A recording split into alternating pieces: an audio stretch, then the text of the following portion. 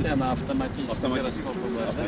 До финала меньше недели. Президент Татарстана проверяет ход посевной. Хозяйства ускорились до 120 тысяч гектаров в день. Нужно успеть засеять все поля. Счет идет на сутки.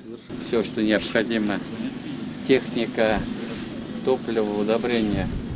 Есть, надо сейчас эффективно отработать.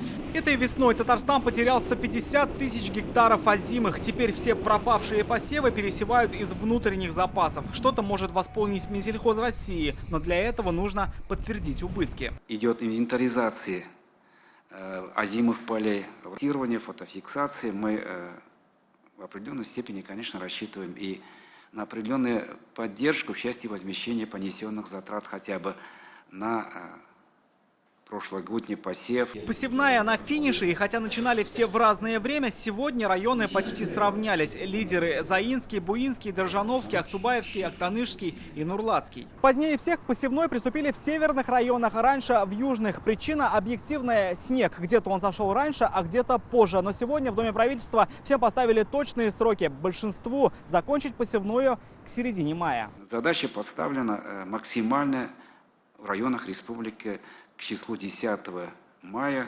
основные работы весенне-полевых работ в части посева завершить. По итогу компания этого года должна восполнить потери, но станет одной из самых дорогих. По предварительным подсчетам речь о 25 миллиардах рублей.